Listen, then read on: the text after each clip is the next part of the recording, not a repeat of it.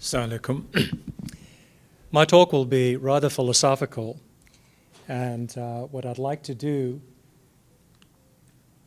is to point out the obvious that you've all heard earlier on this morning. A large amount of the GDP of both the Kingdom and the United States is spent in healthcare. Lifestyle choices of modern society has increased the incidence of obesity, high blood pressure, high cholesterol, and vascular diseases such as those affecting the brain, the neck, and the legs. Renal and heart failure are becoming endemic. The cost of new diagnostic and therapeutic technology climbs every day in an exponential manner. And what I'd like to do over the next 8 to 10 minutes is present a low-cost, high-tech approach to some of the innovative technology that may help us reduce the cost of care. The economic growth of most countries are unable to keep up with a growing and a sicker population. Yesterday's healthcare model is outdated. It cries for innovation. At the same time, physicians are getting frustrated, and a shortage of physicians in the next few years, or next decade anyway, at least in this country, is going to be felt by the general population. And this involves primary care physicians and also specialists in all areas. We must find a way to increase the reach of physicians. And when I say specialists on my slides, I'm not talking about subspecialists.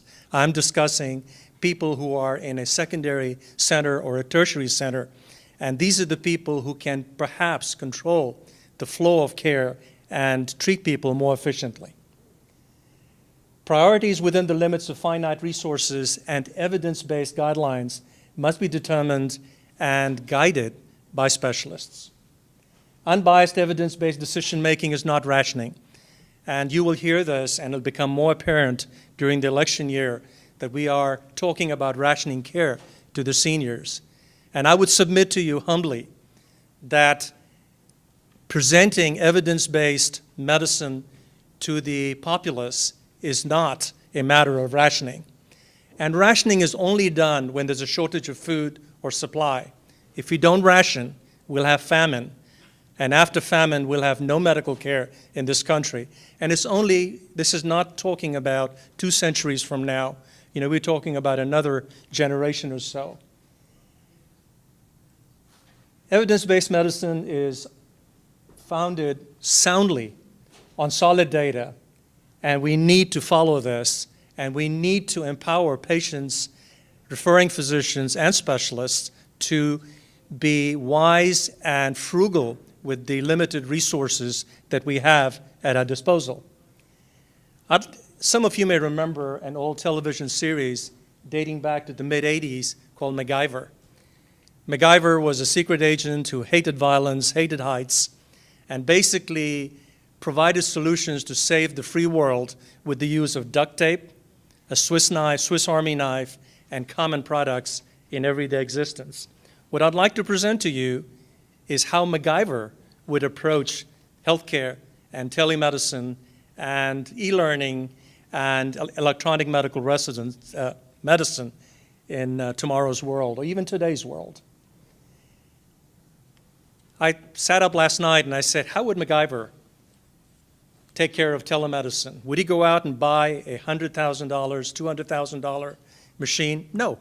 MacGyver would go to Best Buy or another electronic store, buy a stand that he would attach a flat panel television to, flip it, rotate it, place it in the patient's room, attach the television to a Google TV box and a webcam or a TV cam. Now, there are several television sets that have TV cams incorporated. If you had one of these in the emergency room or in a primary care center, there's no reason in the world why a primary physician cannot talk to a specialist at a secondary or tertiary care center, and why that specialist could not interview the patient and take his or her own history. So we got telemedicine for a total of about $1,200 if you throw in a free Skype subscription and a fast internet connection. Use of electronic medical records is vital in tomorrow's technology. And I'd like to get on a soapbox for a few moments and plead with you that the electronic medical records that we have available to us today needs improvement with time. Today, we are using a technology that's nearly half a century old. I would plead with those of you in the business of developing electronic medical records to throw away the old model and develop this on a newer model. Use a pure browser-based, and there are a lot of EMR solutions that does this already, so this is not unique. Use cloud technology, so you don't have a server in every single office.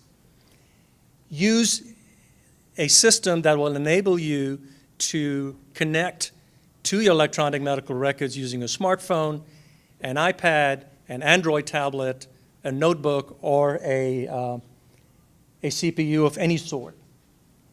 Intuitive and easy to use is vital. Make that electronic medical records easy to use. If it's not easy to use, nobody's going to use it. And the ease of use will enable a large population of healthcare providers to update a patient's electronic medical records. If I see a patient in the office today and they go to another physician, there's no reason in the world for that other physician to develop their own history and physical of that patient. They should take my list or another physician's list of problems and modify it. Electronic medical records needs to be portable. It needs to move from point A to point B and follow the patient throughout the course of their health care. Use of billing diagnoses such as ICD-9 codes or ICD-10 codes does not belong in the practice of medicine. It's a pure billing code. It belongs in the back office with our billing clerks. When I talk to another physician or another physician talks to me, they don't talk to me in ICD-9 codes. They talk to me in clinical codes. When you tell me that your patient is diabetic, tell me that the patient has type 2 diabetes, they're not insulin requiring, and what their what their hemoglobin A1C was. When you talk to me about a patient with dyslipidemia, give me the last lipid profile and let me know that you're managing the patient to the best of what science has to offer on this date. Also, you must have the ability to exchange messages in a secure manner. And when I talk about securely, I'm not talking just about physicians communicating with other physicians. I'm talking about patients communicating with administration. Let them display their quality of life or the improvement or worsening of quality of life. Because as somebody said this morning, just because somebody lives longer is not a reward. They have to improve the quality of life. I think I've run out of time and turn it over to you. Thank you very much.